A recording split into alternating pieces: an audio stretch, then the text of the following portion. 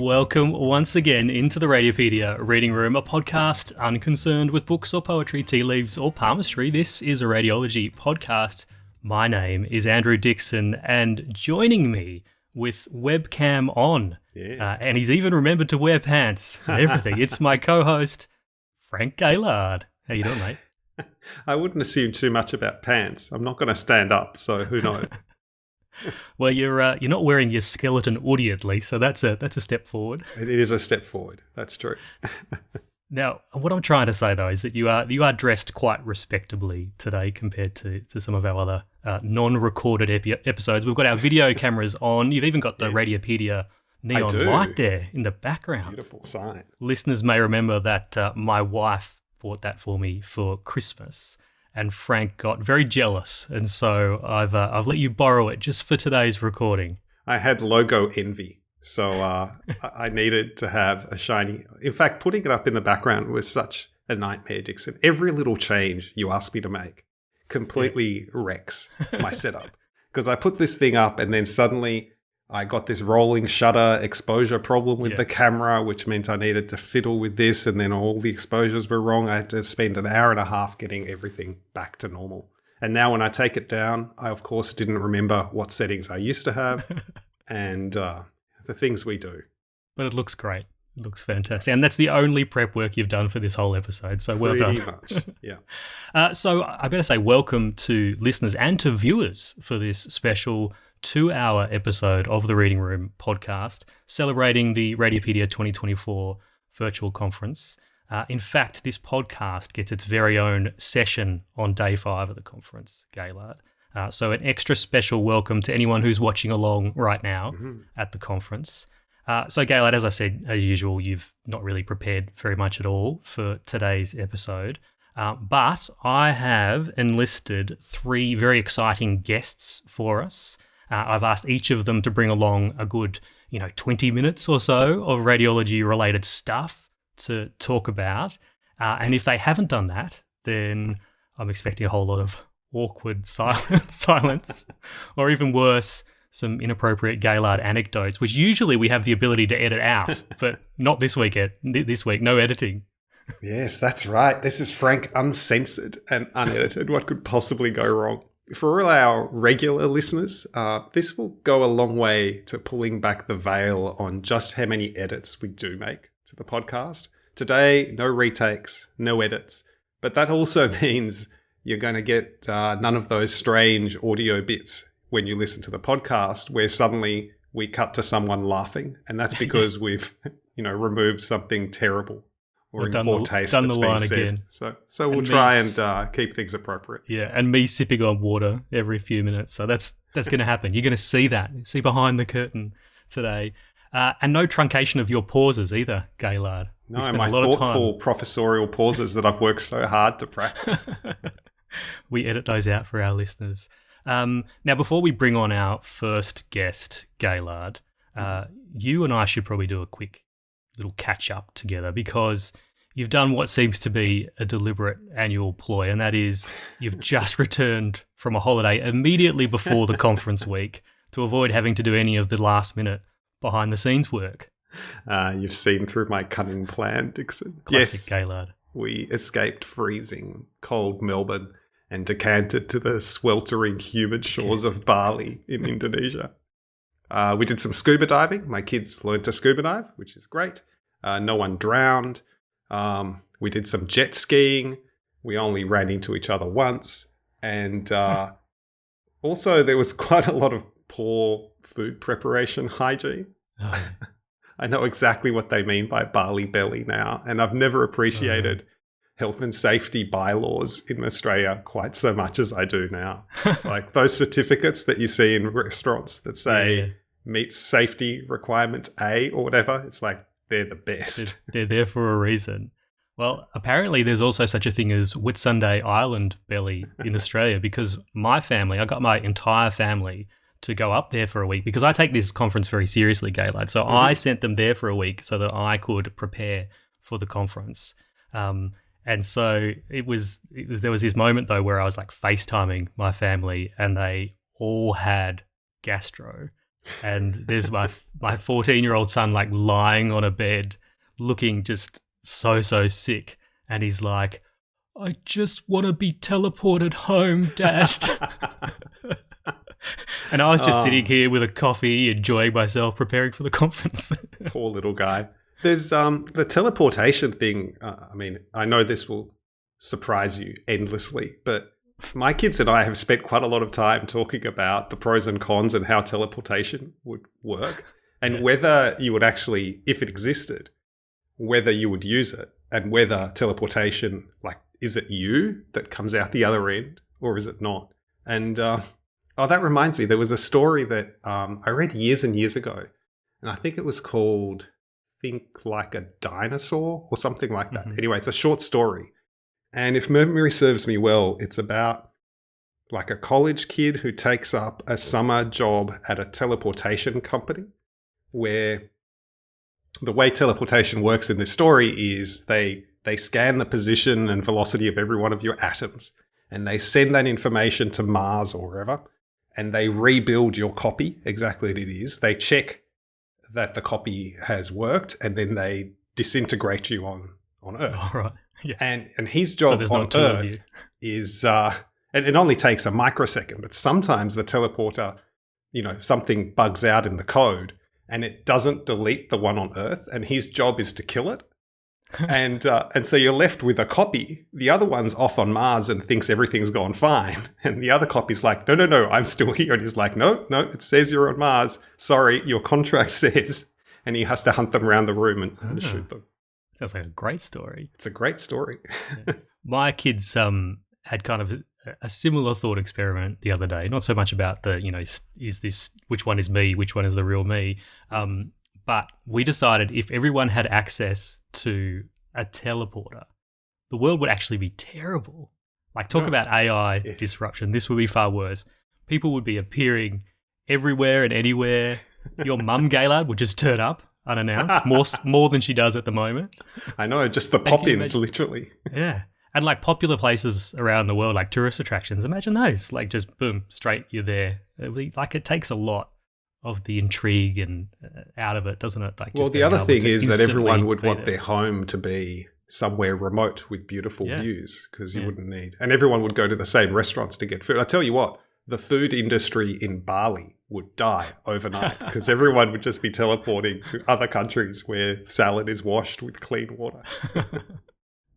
Yeah. It's almost like teleporting is almost like invisibility when you think about it. Like, because if you could teleport anywhere at any time, you could do that in a very creepy way. So I think it's, Yes, these are not good superhero powers to have. No.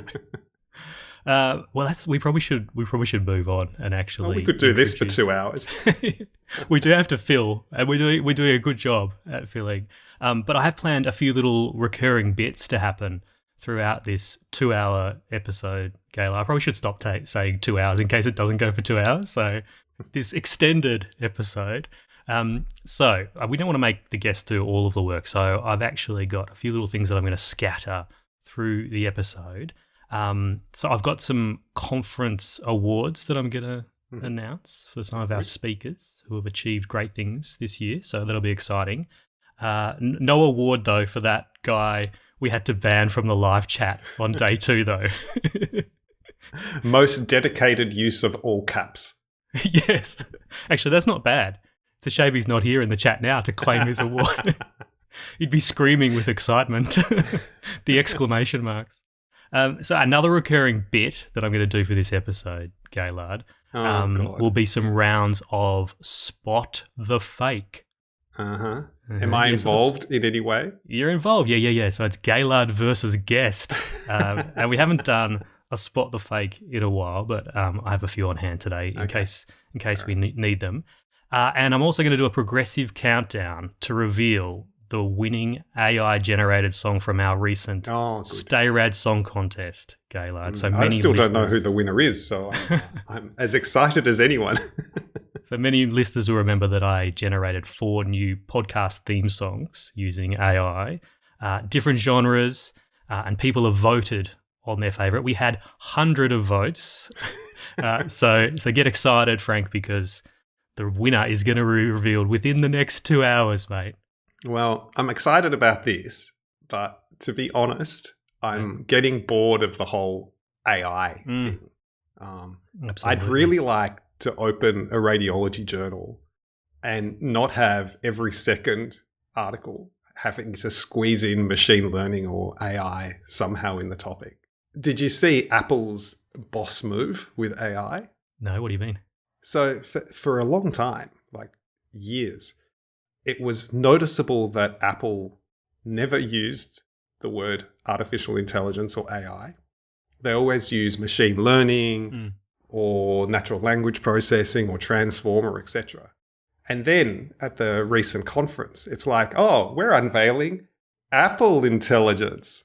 Yes. Which is like, wow, are they going to be able to take over the acronym AI? They're probably not, but it's still pretty sly Apple move there. Yeah, it's sly indeed, isn't it? I can still remember a long time ago when Apple announced they were going to make a tablet, right? They'd already produced the iPhone and they were coming out with this the iPod, then the iPhone. They were coming out with this tablet. And people were debating, is it going to be the iSlate or the iPad? And then they announced it. So I can still remember them playing these kind of tricks in the past with words. They're very, very clever. Very clever. We're clever too, though, Gaylard, because did you know the educational posters at this conference are called R posters? Because I thought we needed our own term. I couldn't just go with E posters or educational exhibits. The R. We're going to own the letter R. Yeah, the letter R. When you put the letter R in front of something, it's just going to be Radiopaedia. Because so we have RID, right? We for do, all our cases. And R means what? Radiopaedia or radiology, or it just means that, we're pirates. R poster. Now, speaking of sly, Gaylard, I've lined up the guests, the Spot the Fake, the Stay Rad Song Contest, the conference awards. I've done all this, but what exactly are you bringing to this next 2 hours, Gaylard? What have you got? I thought turning up was enough, Dixon. All right, that's your usual approach. I'll tell you what. I'll go so far as to ask each guest what's their favourite cocktail is. How's that? I remember. You'll go so far as to make zero effort. That's what you're saying. It's on theme for the conference and particularly this podcast. Yeah, it's on theme for your brand at least. Now, I've actually got a couple of conference awards to give out up top here, Gaylard, before we get out our first guest.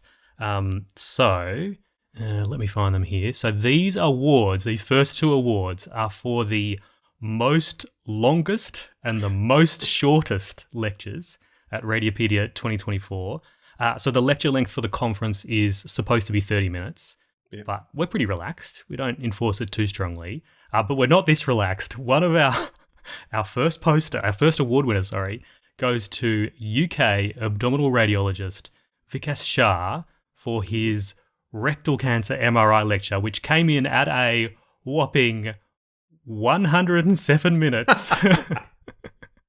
Wow, that's 107 minutes of Vikas pelvic goodness right there. I'm happy with just a few minutes of Vikas pelvic goodness, to be honest.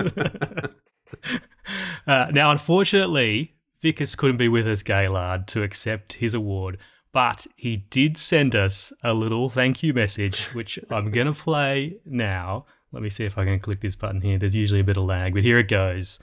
Vikas. Thank you, Andrew and Frank. I'm really delighted to have won this award of Radiopaedia 2024's most longest lecture. And I'd like to say that I'm humbled, but honestly, I'm kind of not, because I saw that Skalski had recorded an 85-minute masterpiece and I thought, right, no way am I having that. I need to smash that. So I've come in with 107 minutes for my rectal cancer video series.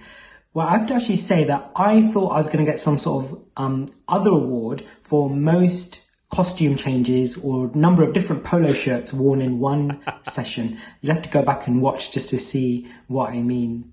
But thank you very much. Now, do all of you at home know that these guys have actually blown the budget completely on making the podcast and the conference? So they haven't actually got any awards to give out. So I've got myself this, which is my little Marie Curie. Yes. So this is an award for myself for most longest lecture of Radiopaedia 2024. Thank you very much. Bye-bye. Oh, there you go. Vikas Shah, what a star. He could have done the whole 2-hour podcast on his own, I reckon. Just him and his, I think so. his iPhone. We should just ask him for a 10-minute audio clip and we'd be done.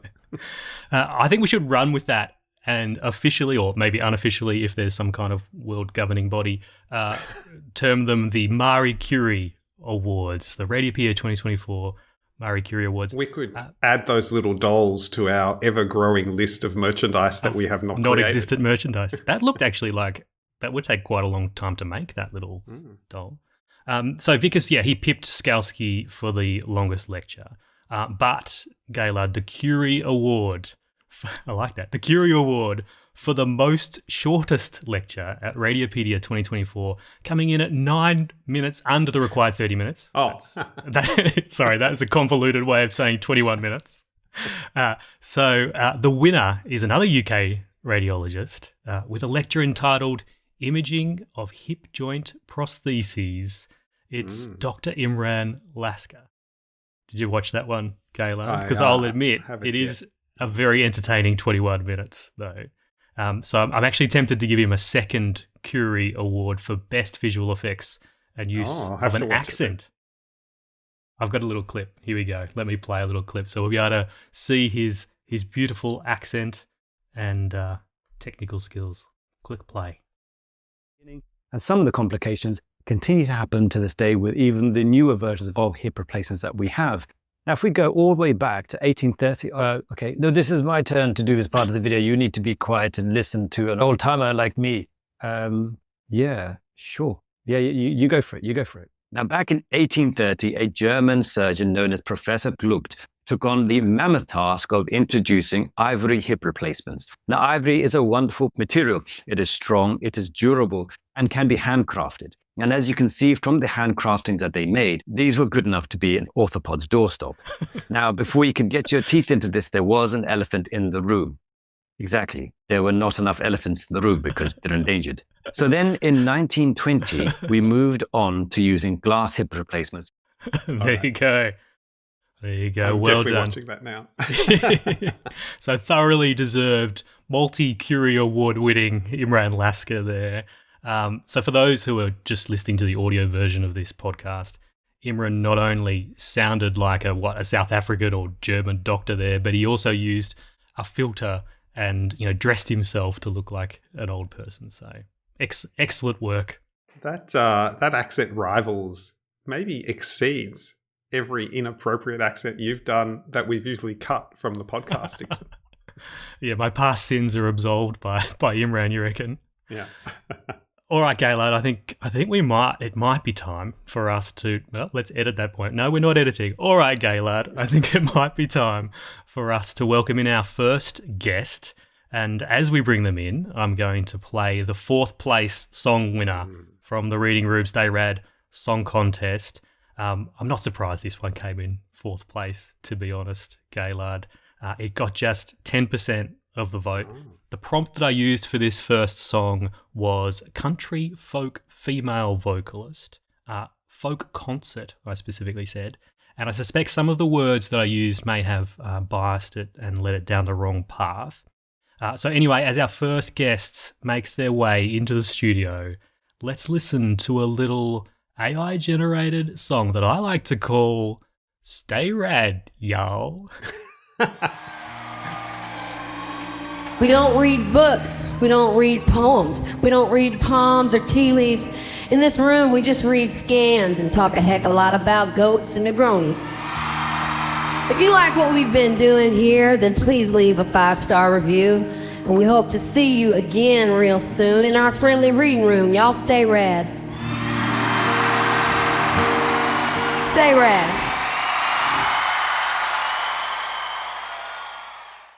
Yes, and the crowd goes wild for our first guest. It's conference co-convener, dual-trained radiologist and nuclear medicine specialist, reporter of scans. It's Dr. Sally Ayesa. Welcome, Sal. Thanks so much for having me along. That was probably the best introduction I've ever had. Like, I feel like I'm channeling my inner Swiftie with a little bit of, country music, which is kind of going off the rails, but loved it. It's always a pleasure to be on the Reading Room podcast, and even more exciting to be able to do it in Radiopaedia Conference Week. So thank you so much, guys, for having me along. Very exciting. Welcome, Sally. Now, Sally, Frank and I have been banging on for, 20 minutes or so up top, and we haven't said anything remotely radiological. So probably not great for first-time listeners at the conference, but hopefully that's about to change as you've brought along something radiological for us to chat about, I hope.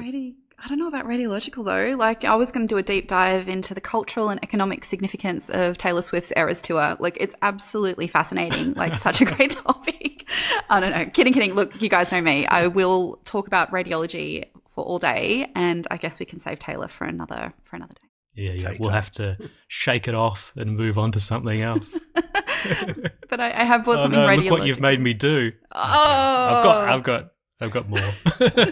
That's right. Just sprinkle them through. Frank it'll make my day. Doesn't know any of the songs. It's lost on him. No. Look, I have brought something radiological, but I know I have to tread carefully because I think one of the times some of my content was on the podcast, we got Frank off on a bit of a gamma rant. So hopefully I haven't evoked any of those feelings today. I can't promise anything, Sally. I'll do my best, but do tread carefully. Fair enough. So what did you bring along for us then, Sal? So I thought I'll bring along something that's certainly been on my mind a lot over the past few years, and that's how online education has been fitting on into how we teach and learn radiology. And look, things have certainly changed since when I started training back in 2013, and Radiopaedia has been such a big part of my journey. So at the outset, I want to, formally and for the record, say a big thank you to you both. Well, nothing says thank you, Sally, like a Curie award. So perhaps we need to bestow one on Gaylord for services to online education and cocktail use. Most drunk online. Great idea. That's all right. I'll try and have a cocktail in my hand during day 5. I know already through in the other days, it probably caught me with a glass of wine or a cocktail. So I'll join you on that one, Frank. Anyway, back to the radiology. But so I guess the reason that it's been on my brain a bit more than the average Radiopaedia editor and convener is that how we teach radiology has been forming the basis of my unfortunately very slow-going PhD over the last few years. And how I fell into this after falling into a teaching role at USyd in my senior years of radiology training. And I did a little bit of falling, actually. I seem to trip and fall into things a lot. But it was really a bit of a right place, right time. And they kind of needed some help with the running of the design of the postgraduate coursework units with Masters of Medicine and Surgery at Sydney Uni. And I happened to be in the room when it came up. And then what made these units so unique was that they were and still are completely online. So there's actually not even any live lectures. It's all recorded. It's all self-programmed. And so we had recorded videos, online quizzes, cases, written assessments. And so I had to get really good at online radiology education really quickly. And before that, I'd only really done face-to-face teaching. I think you're definitely the right person for this because you say right place, right time. From my point of view, it sounds like you didn't duck for cover quickly enough. In my experience, nothing clears a room faster than someone asking for a volunteer to help with university teaching. Well, I know that now. Yeah. So I definitely have some first-hand experience. You've got to get them young. Oh, that's it. And, fast forward a few years and now I'm helming radiology and nuclear medicine teaching at Sydney Uni. And I have this conundrum and that radiologists and nuclear medicine specialists, they love to teach face-to-face. And traditionally that's really been what's drawn people to teaching. But the education delivery is now more and more online focused. And even for our medical students, there's much more radiology didactic teaching delivered as online videos than in-person lectures. Even though there's some sporadic tutorials and workshops that are scattered through, the program, of course. But you pair that experience with the amazing online content, which is being coming out of Radiopaedia, the courses and the conferences like this one, which has just been fantastic. I've loved being part of it. And it's like this Other than this podcast, there is some teaching involved. The podcast is fun. We throw in some pearls. I promise there's more coming. but look, it's a really interesting time to be in medical imaging education. Don't you agree? I think it's very cool. Yeah. Yes, I think we it's hard in my situation, especially talking just as the conference is commencing for the year. The amount of work that goes into the conference for the last few months is so much that it's very hard for me not to bring a biased opinion of what online education is. So it seems like it's easy, right? You just click record and you've done a video and then upload and blah blah blah. But there are things to do with physical teaching that actually take away a lot of the barriers. The fact that you're in a room with people, they can see that you're still plugging in your device, that you're getting set up. They know that the lighting is bad and all that kind of stuff. They just accept that. Whereas when you're delivering something online, there's almost no excuses sometimes for things. It's like, oh, you knew you were recording this. You should have, done your hair. You should have got some lights. You should have found a quiet, So there's just all these extra things that I don't think people think about when you're trying to put together a polished conference. And and so it's not a good time to ask me about online education. I'm sorry I triggered you. Yeah. You probably trigger me with anything at the moment. Oh no, that's it. That's one of the challenges of being a convener with Dixon. It's just like his standards are high. Like I'm constantly trying to do the best I can. I'm like, is my mic good enough? Is my webcam good enough? But I remember when I was, like a trainee or a junior consultant, like the online world was not like the place for radiology education. Like that did not form much at all of my learning as a radiologist. But I suspect we're almost getting to the opposite situation now where it's like everything that they are acquiring, all of the knowledge that they're getting is essentially coming from online. So what's been your students' response to the online content delivery, Sally? And I think one of the biggest advantages has just been the flexibility. Students can watch the lectures at a time that suits them, in a place that suits them. They can watch it over and over as they need to. But they do have to be mindful that the onus is on them to be accountable to watch the content and within that required time frame. And it's kind of interestingly, like not even just kind of leaving things to the last minute. I find that some of my students, then they get into this habit of pausing the videos too much because they want to note down absolutely everything. And they're pausing it. And so they're getting really bogged down in the videos. But that's just putting my academic support hat on for the moment. But there are a few challenges that comes with this great flexibility, which I think is one of the biggest things that we're bringing in. One thing I've noticed with my trainees, and I may have mentioned this on the podcast before, to be honest, but I've noticed a bit of the, you can lead a horse to water, but you can't make them drink effect with online stuff, because we give all of our trainees access to all of the Radiopaedia lectures and courses. And even though they've had it for years, it's not until they suddenly have an exam or they need to go on call that they actually start watching the content and engaging with it. And without fail, they'll come up to me and say something like, oh, I watched your lecture on chest x-rays the other day. Why didn't I watch that a year ago? And it's like, you had it, mate. But I think it's something that the old, the face-to-face system, that idea of having a planned timetable, you turn up every week, someone gets up and talks about something, that idea of you turn up or you miss out on the learning, there's something about that that's missing in the online world because of the accessibility and the fact that you can just click play whenever you want and there's no set timetable.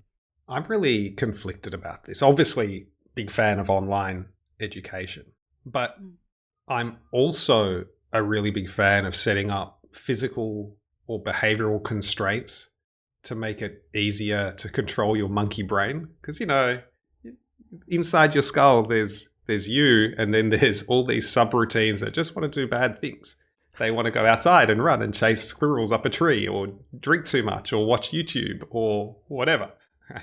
And so finding a way to get the monkey to shut up and sit down and engage is important. And having to turn up to a lecture and sit in a seat with people on either side of you that you can't leave, the monkey's stuck. And you can still daydream and doodle, but it's less than if you're at home and the PlayStation or outside is an alternative. But the flip side of it is that would be fine if most of on live lectures were good. And so many of them don't are have terrible. accents or people dressing up at all. No, but you turn up to these conferences and the person clearly has given this lecture 100 times. They haven't taken into account the length that it's meant to be, Vickers, 107 minutes. And Or the audience. They'll get halfway into a lecture and then realize they've only got 3 minutes left, so they'll do the skip, end slide. Or you just realize that you know this or that it's not what you're interested in. And so being able to just cut your losses online is the way. But I think what we're missing is skills for students to learn how to sit down and do the thing they need to do. And no one's ever taught that. Maybe now that these kids are coming through high school that has a large online component, they'll be better than able to do it than we are. But I'm not convinced by looking at my kids anyway. Yeah, I know what you mean, but there are always, even in those less engaging lectures, I find that there's often unexpected gems. And I feel like there are like many They're definitely learners, unexpected.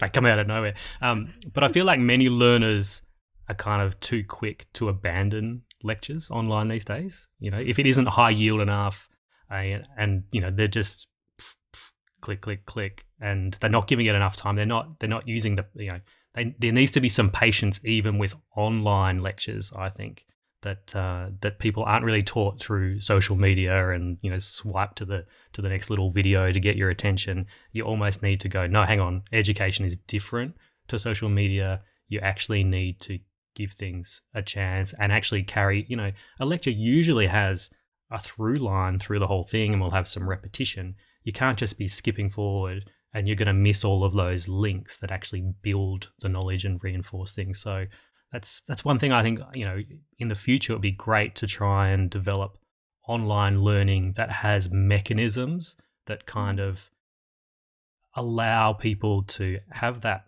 that flexibility that is so good, but also some constraint that kind of helps guide them through. I think our learning pathways do that, right? They kind of have this systematic moving through, but even that you could get distracted halfway through. It's very challenging.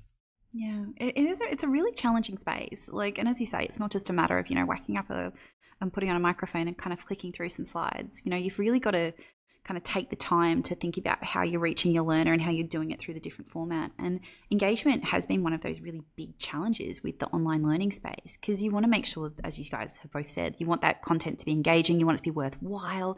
And mostly my students, they're either medical students, junior doctors, even sometimes training surgeons. And so these are really busy people. And so you need to be really mindful that what you're presenting and you're putting together is of sufficient quality and yield that you're not wasting their time. And believe me, if they feel like you're wasting their time, they will tell you. They will tell you through the surveys, through the feedback.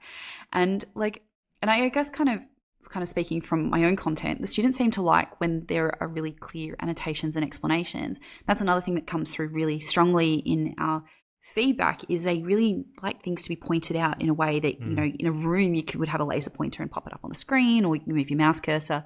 And so if you're not capturing those little nuances through the digital format, then you're losing a lot of that demonstration. And I think kind of too often as experienced radiologists, we also overestimate the skills of our learners. And you kind of sometimes with digital, if you've recorded it, you don't get that instantaneous feedback. I was pulled up in a lecture last year or the year before when I was teaching first years, and the facilitator, I was pointing out a chest x-ray, patient had heart surgery, and the facilitator put their hand up and said, the students actually don't know what a sternotomy wire is. And you take it for granted, that they have that kind of level of assumed knowledge.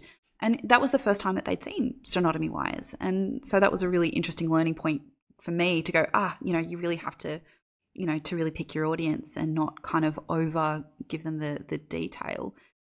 And it's interesting sorry to cut in, but it's interesting with the conference that even with a conference where the main audience is radiologists, one of the consistent themes that we get through our feedback is that they really appreciate a lot of the basic lectures at the conference and the fundamental stuff, and the fact that also we're doing it in a more casual way, something that's applicable to your day-to-day reporting, more so than when you go to some other conferences where it's very academic, nuance, a person getting up there telling them about these very precise details on something that they probably just read about the other day, and that's the only reason they know anything about it, right? Whereas we're trying to keep our content, very real and practical. And so I think even what you're detecting there from like medical students, it applies all the way up to radiologists. Most people day to day wanting to get better at radiology just want somebody who knows a little bit more than them about the topic, presenting it in a nice way that allows them to, and often it's things that you already know. It's just rehearing it and going, oh yeah, I remember that. You don't need the amazing minutia detail. Yeah, and that really speaks to engagement, doesn't it? Because what you're seeking is primarily engaging with the teacher. The content's important, but if you don't get the engagement, it doesn't matter what you've got to teach. And like kind of building on that as well, like I think the real challenge with winning over the students is that engagement, as you say, and they need to be able to in some way, shape or form connect with the person on the screen. And that's often like really easier said than done. And you probably had similar experiences that it can be a really tough pill to swallow, that not everyone who is a good radiology teacher in person is going to come across well in that online format. Like they're not going to be natural, and it may kind of be a little bit of a difficult conversation or even, a suggestion that they might need to upskill. Yeah, I think that's really important to think about when you're starting off, and that you need to accept that any role where you're dealing with a group of people and that you're trying to engage with them, you're not going to please everyone. And in fact, in some ways, you have to balance on one side that reality of not pleasing everyone and not using it as an excuse to not try. And you definitely see that. It's like, if I can't please anyone, I might as well use the same lecture I did in 1982. But on the flip side, you have to be able to take on any negative feedback, but without it undermining your enjoyment or ability to create that content and to be able to kind of roll with it a bit. So, I don't know, when you're starting off, you do need to listen to feedback, because sticking your head in the sand will guarantee that you do it wrong. But you also just have to be willing to accept that some people are not going to be happy. That reminds me of, was it last year or the year before, Dixon, that we had one person who left feedback on two of our speakers who got some of the best rating of any. And this person got really annoyed because one of them kept fiddling with their glasses and the other one kept moving their hair out of their face. And it's like, and it's so easy for those speakers to then focus on that negative feedback instead of the hundreds or thousands of people said that they did a great job. And I think there was a gender overlay on that one, because both those speakers that person pointed out were female, and absolutely like two of the best talks at the whole conference. So I don't think we even passed that feedback on, to be honest, because it's not useful. But it is that whole bringing. I always talk about just bringing yourself to it, and it is hard because when you've done a lot of in-person teaching, most of it is just reacting off the people in the room, and you can kind of judge whether they're coming along with you, whether they want more of the entertaining side or whether they want more of the detail. Whereas online it is harder, but you almost need to commit one way. You need to basically go, all right, I'm going to do this I'm going to target it at this audience, and I'm going to present it in this kind of way. And then sometimes you might need to do it slightly differently depending on where it is, but ultimately always bringing yourself is what I say. If the person feels like even online you are giving them your attention, you're staring down the camera at them, then I think that keeps them engaged. That's the number one thing.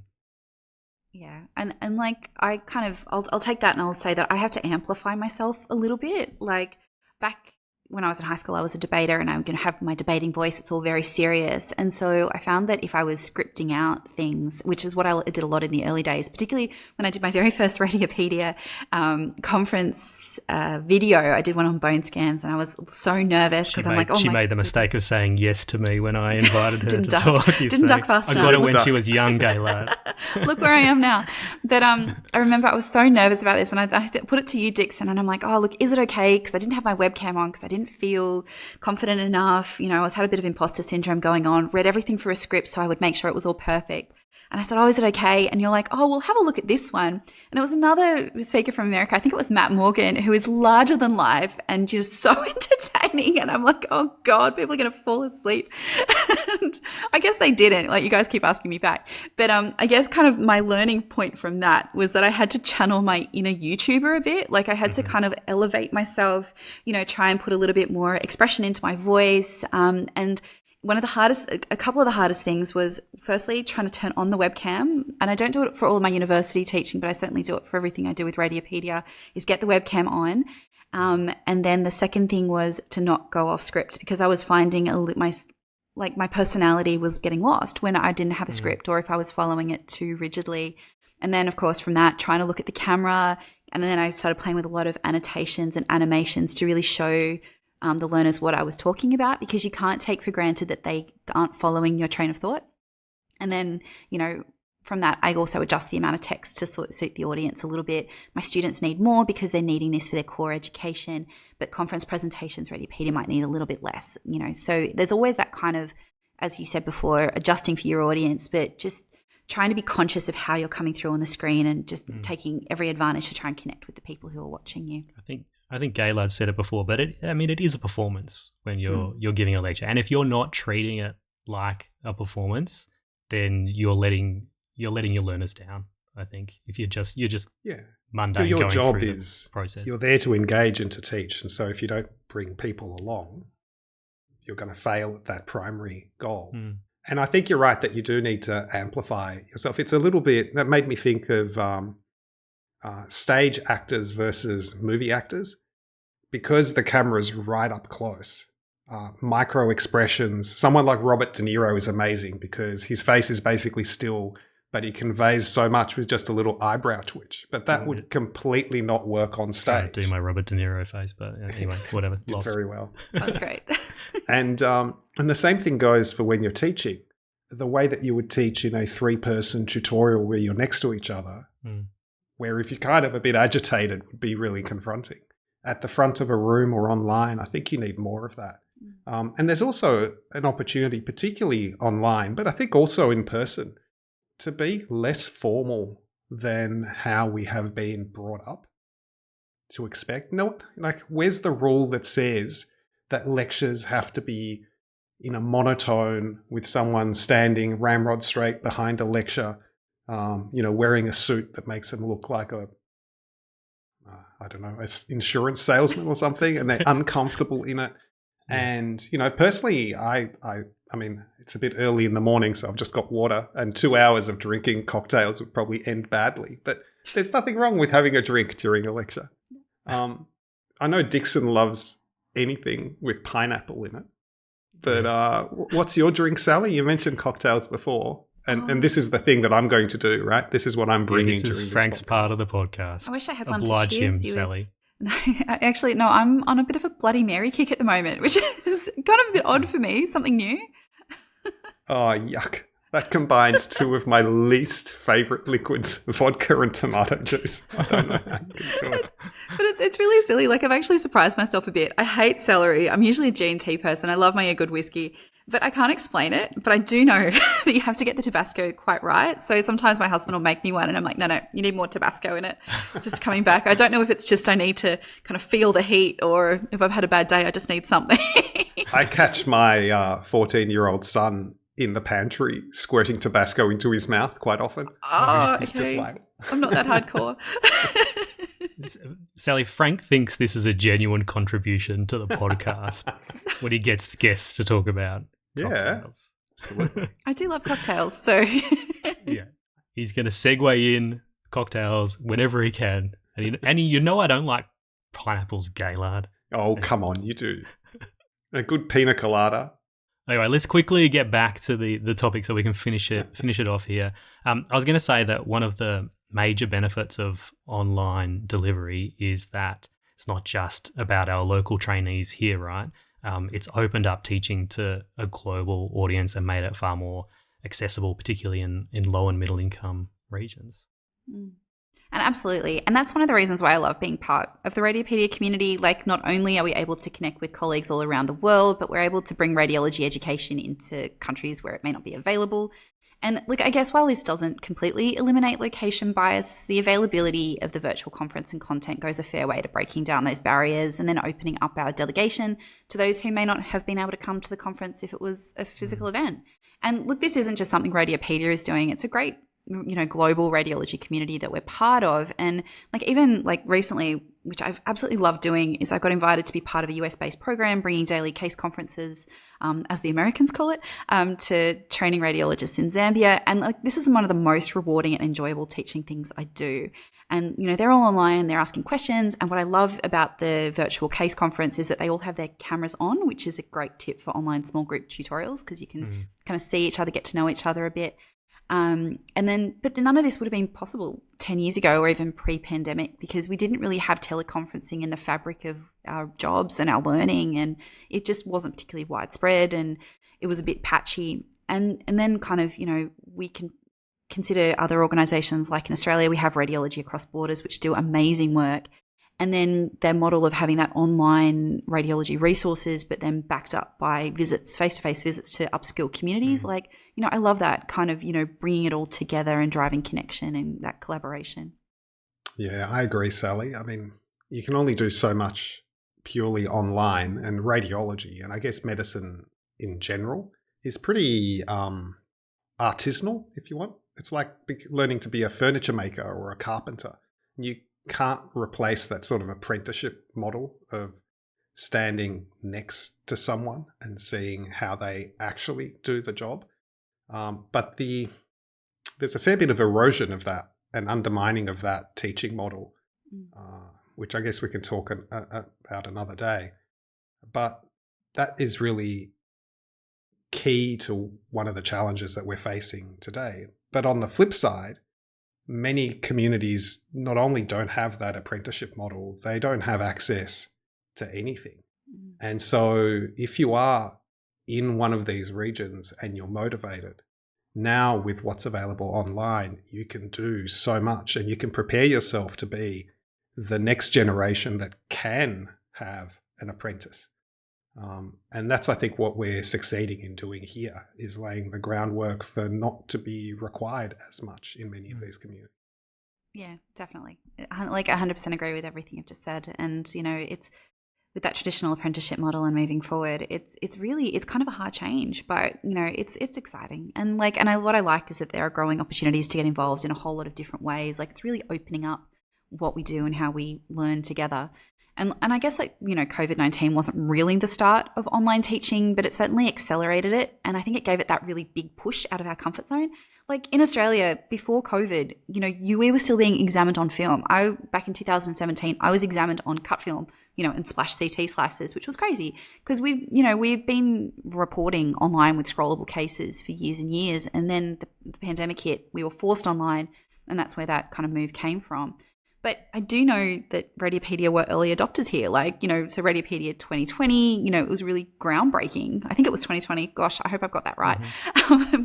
But when I didn't duck and became involved was probably one of the best, career things that I've been a part of. But I guess besides coming in and doing a couple of talks, I actually don't know much about what went down with you guys, bringing it into fruition. I still have PTSD from homeschooling from that period, so I think I'm going to leave that to you, Dixon. Yes, it's also a bit raw for me, but similar to this podcast, to be honest, everything that I tend to create comes about from an idea that I have very, very quickly, and then within a week it has snowballed into the thing actually happening. So with the first virtual conference, we'd been doing and recording some courses locally for a few years before 2020. and we had them on the website. People really enjoyed them. They were great lectures. And as soon as COVID happened, we thought, hey, well, look, we've got all these lectures. It wouldn't take much to just kind of package them up into I think it was a 4-day event, the first one. And we did it, and the response was massive. And then you get yourself in the situation where you just have to keep doing it every year. I don't think we could cancel this now if we wanted to, Gaylard. Too deep. I think we're out of time with you, Sally. But before you go, I want to get maybe your top 3 tips for online teaching that maybe educators might want to take on board. So first thing, just give it a go. You're not going to be perfect at the start, and you can't expect yourself to be, but you have to be willing to make mistakes, and you have to be willing to feel uncomfortable. Like, I used to hate having my webcam on, and now I'm okay-ish. So give it a go. Number 2, ask questions, seek help from others, and then engage with your community. And number 3, think about your audience. Tailor what you're doing to suit your audience.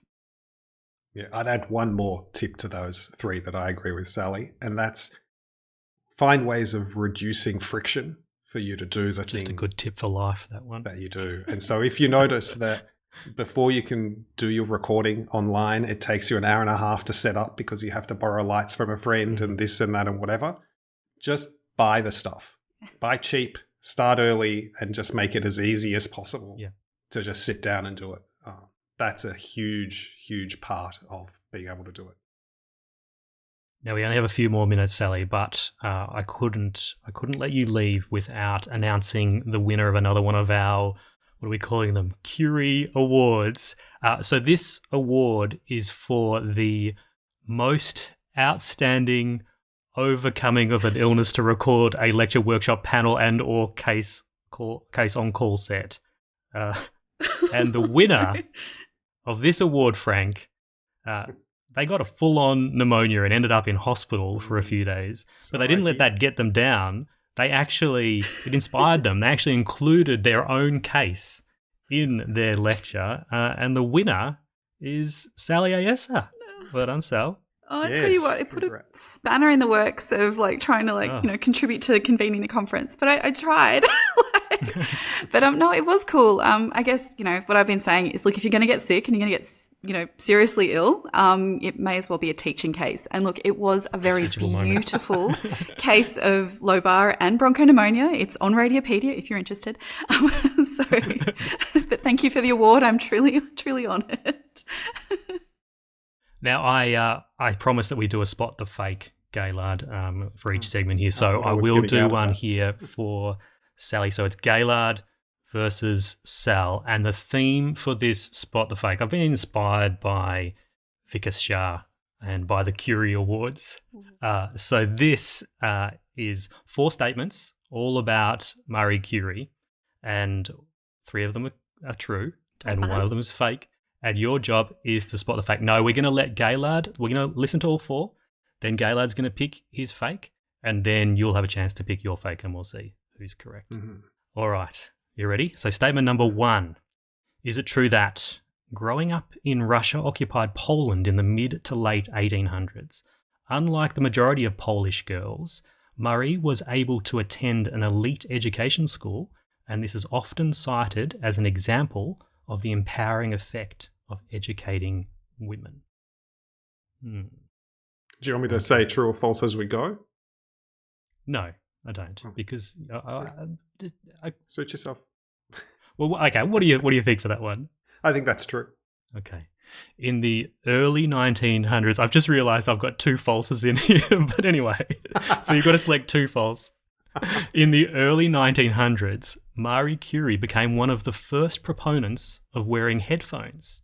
She would wear them and listen to music almost constantly while working in her lab, often not noticing people entering the room, and this was a particularly amazing feat given that early headphones had no padding. You couldn't possibly have made that up, Dixon. I don't know. He's pretty creative, Frank. Statement number 3. Is it true? At the onset of World War I, Marie Curie recognised the need for on-site medical imaging to assist in the rapid treatment of wounded soldiers, so she developed the first mobile radiography units, which she affectionately called Little Curies, and they were small enough to fit inside a vehicle with other medical supplies. No. And the Yeah, I'm gonna and the keep my final mouth shut. statement. Right, so 2 of these are true, guys. The final statement: many of Marie Curie's personal items, including her notebooks, are still highly radioactive and are stored in lead-lined boxes. Researchers wishing to view them need to wear protective clothing. And Marie's body also remains radioactive and is buried in the Pantheon monument in Paris, France. So that last one is true, although I don't know how radioactive it actually is. So if there's 2 false ones, I feel like it has to be the headphones and the mobile X-ray unit. But I don't know. I don't What do know you think, if Sal? you've kind of thrown in like facts and kind of distractors, because yes, she did. Yes. She did That's create what I yeah. She did create the X-ray, the mobile X-ray unit in World War One. I know that's true. I think you're about to tell me, but I don't know if they called them little Curies and if it was how big it was. But she did kind of have some assistance with the wartime radiology or radiography, I think, from memory. 1A is true. I think she went to the floating school, like it was called, in Poland, and so she got an education. She was from Poland. And D, yes, she's in a lead-lined casket. Her manuscripts are in a lead-lined place, as Frank said. And B, I don't know about the headphones. That sounds like a fever dream, Dixon. You're right. Number 2 is definitely a fever dream. She actually worked in complete silence.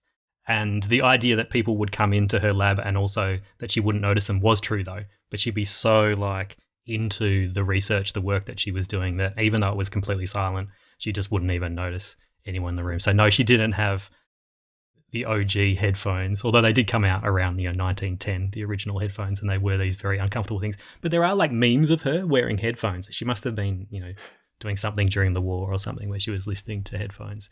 But yeah, so her education-wise, that one's kind of semi-true. She wasn't really educated particularly well in Poland, but she was able to attend school. But it's not really. She's more cited as an example of somebody who taught herself.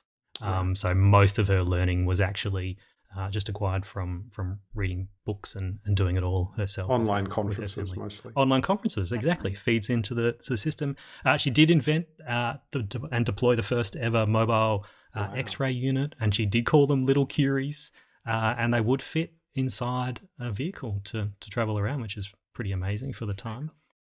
And her personal items are still highly radioactive, and her body is, and it got moved in some year in the 90s or something.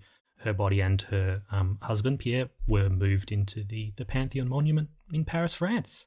There you go. That's the end of the Spot the Fake. So it's time. Thanks. Sally wins. It's time, as always, to bid farewell, actually, now to Sally. And our next guest, when we introduce them, we're going to listen to the 3rd place song, Gaylord, in the Stay Rad song contest. Is it 3rd place or 2nd place? I can't remember. So the genre for this, 3rd place. We're up to 3rd place. So the genre for this one is death metal, Frank. So it's going to come in hard and strong when I hit the play button. And I was inspired by a classic line from the radiologist in Scrubs when I prompted the AI for this one. So it received 26% of the vote, so it's not too shabby. Sally, maybe you can give us a quick stay rad as you leave, as I click this little button here, which says death metal. See us out. Stay rad. Yes. These are my machines. These are my machines.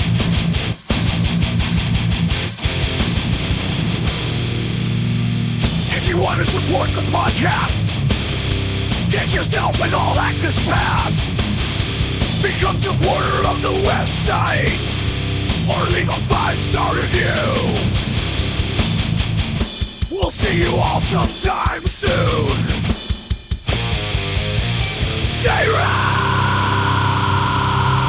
Oh, yes! I cannot think of a more appropriate intro for you than that one, Murph. Actually, I've written one for you, so I'll read out your other intro.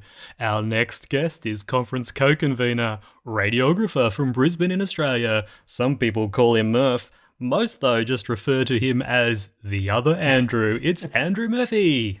Welcome, Murph. Thanks for having me. That song was actually the easiest one to caption of all of them, which was, I don't know why. I think Yes, you did the captions for the songs. Yeah, yeah, I think the AI captioning software just like recognized the words a lot easier. Yeah, I was quite surprised. I think it's the radiologist in Scrubs who's the person who ends up screaming out, "These are my machines." But it does beg the question, given that you're a radiographer, Murph, whose machines are they? Because you could argue that they belong more to the radiographers than the radiologists, right? I feel like this is a bit of a trap, and each answer is wrong. So I'm just going to plead the fifth here, I think. No, it's 100% your machines. I don't want the machines; they're your machines. Yeah, I want the machines. I agree. That wasn't a trap, Murph. I wasn't trying to push your buttons. Although you are the ultimate button pusher, aren't you? Oh, I hate that because there's actually like two buttons sometimes that I have to press. So, it's not as simple as just pressing one. No. And the two that you have to do in the correct order, I imagine. You can't just do random. Yeah, I don't like to share that information, but yeah, there is an order and they flash when you're meant to press them. Well, we're poking fun at you. But so, like Sally, Murph, you've been charged with bringing along a topic for discussion today. Bear in mind, we're trying to keep Gaylard awake here for 2 hours straight, which is a challenge at his age. Some in the media have even been suggesting that he should stand down as podcast co-host after his recent poor performances. Sometimes we have to lead him off the podcast. With advanced age, Dixon, comes wisdom and a breadth of experience that can't be substituted by some influencer whippersnapper. Then again, I was tripping on stairs and stumbling around when I was a teenager. In fact, when I was at high school, I was school music captain, which is more of an indictment of the music program at our school than any reflection on my music ability. But anyway, and I had to MC the house music competition. And it was held in some hall in front of a couple of thousand people. And during the night, I both managed to fall down the stairs and later trip over the microphone cord and yanked the microphone out from someone in front. So I don't know if it's age. I think I'm just congenitally clumsy. It's an endearing quality, I reckon, mate. So, Murph, what have you brought along for us to chat about? Yeah, so originally I thought you meant just bring stories. So I started writing things on my phone of like weird stuff that had happened to me until you clarified.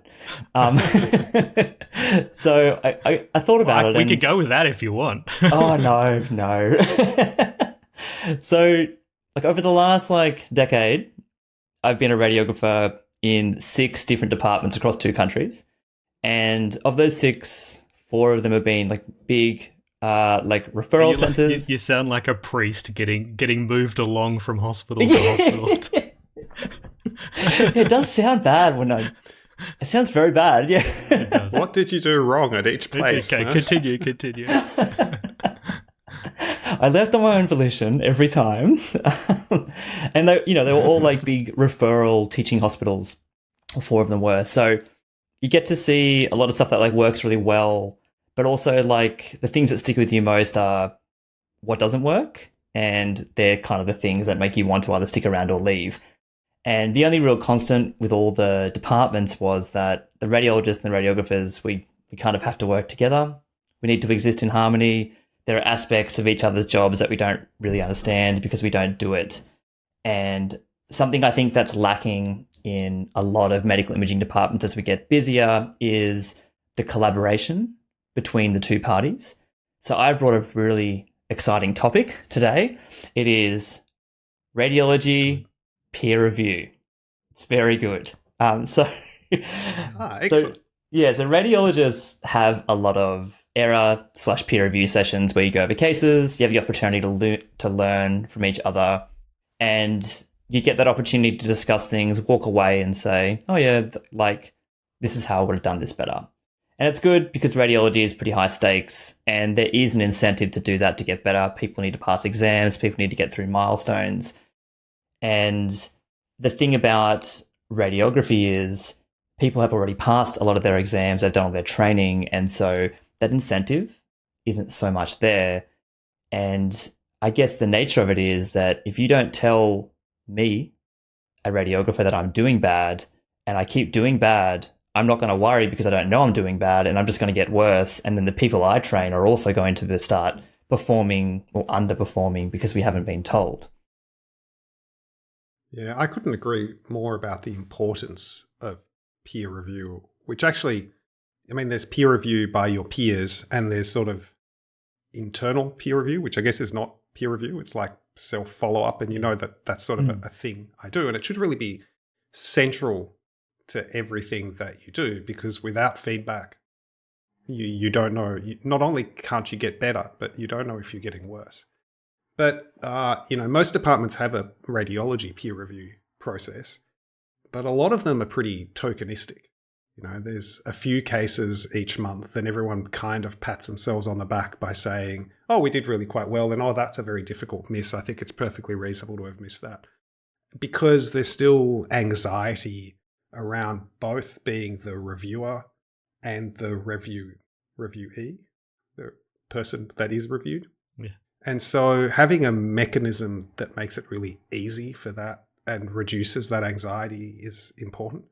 At my hospital, we have a QA process that's a single button that sends the head radiographer for each modality peer review of a particular study, and you can add whatever notes you want.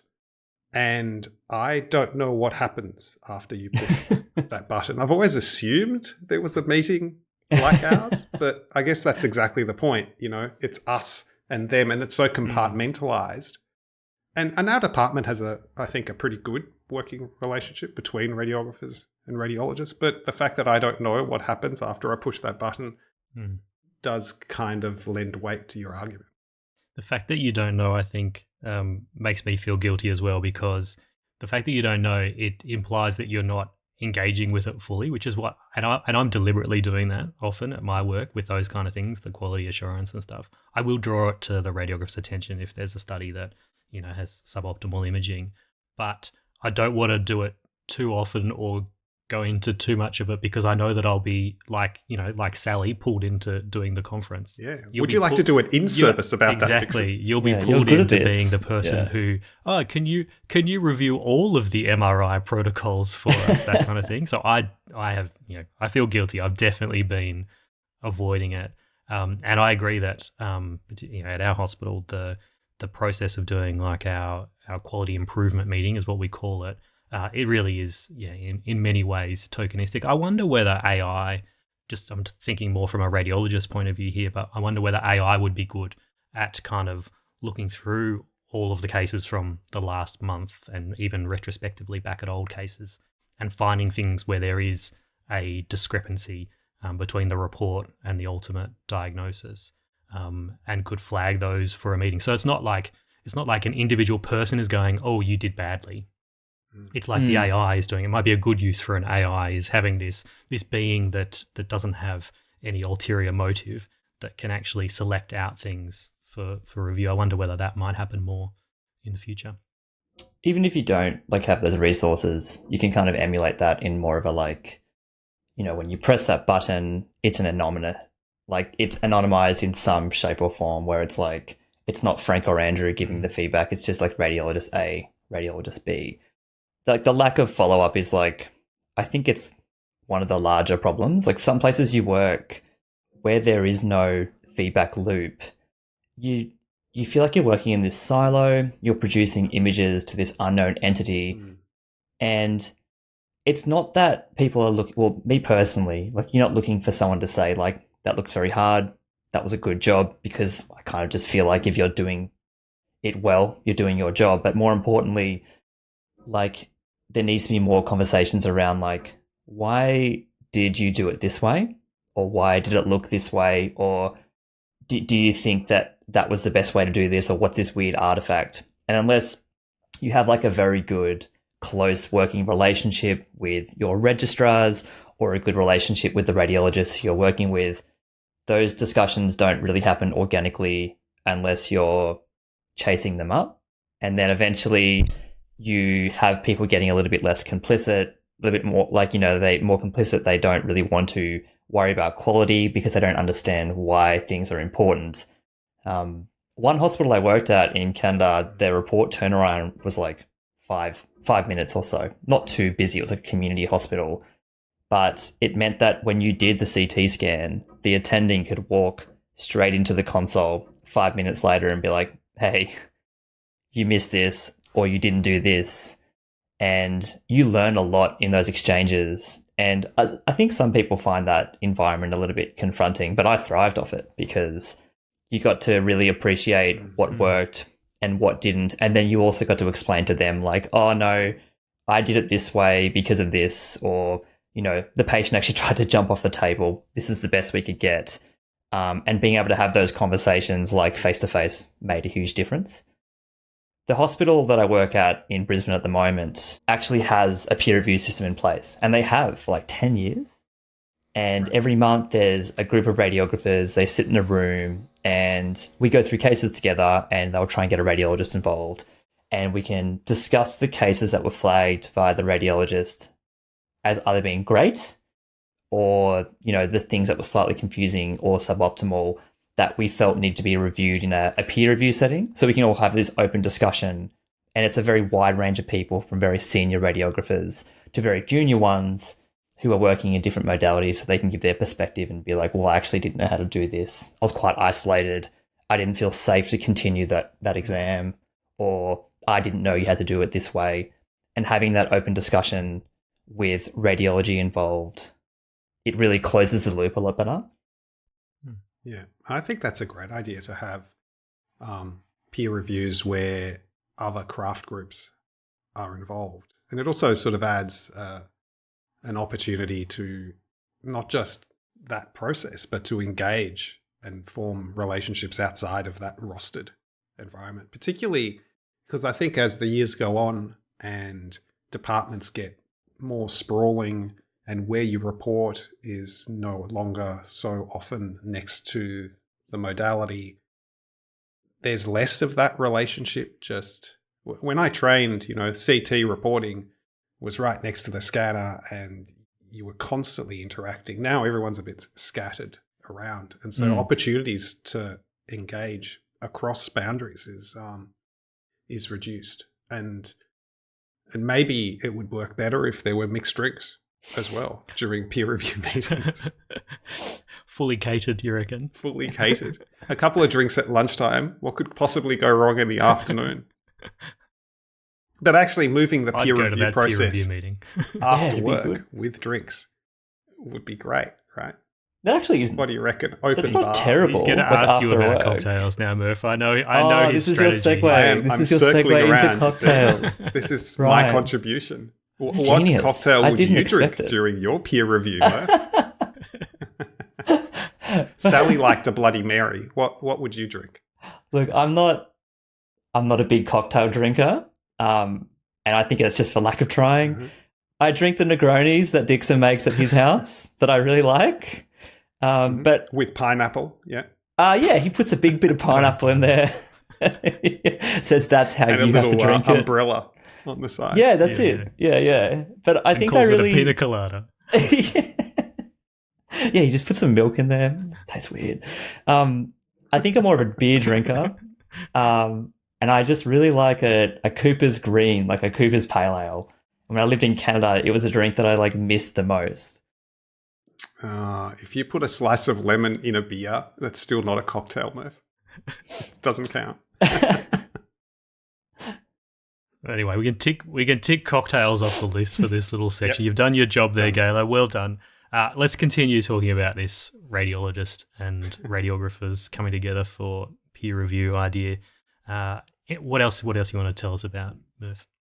Well, I've found over the years it's a really good way to have an open discussion about aspects of the job that might actually be a blind spot that people don't realize. And so we had some good examples where, there was an X-ray, it was very suboptimal, motion artifacty, and the radiographer had actually noted on the request form when we had paper requests that the patient had become quite violent, and then that was it. They couldn't do any more exams. But taken out of context, the radiologist didn't see that that comment was there. They didn't know that that comment system kind of existed where we could note things to the radiologist. And I think people sometimes ignore like the timestamps. It was like 3:20 in the morning or something. So when the X-ray came up, the first thing that people said in that committee were like, that was 3:20 in the morning, so that person was alone. And then the next question was, what did the comment say? And it wasn't until then that we realized that a lot of the registrars and stuff didn't actually know that radiographers were writing all these things on the request form, kind of either giving extra clinical information or justifying why the images look the way they do. So we managed to kind of use that as like an education thing, make sure that people are aware. But it doesn't have to just be about like small processes like that. It can be like, we had a few instances where our trauma scans were producing this very weird artifact just around like the C-spine, and it only took like less than a minute in the meeting to look at a scout to go, oh, they haven't taken the foot plate off the CT cable, and the joint in that foot plate actually throws an artifact.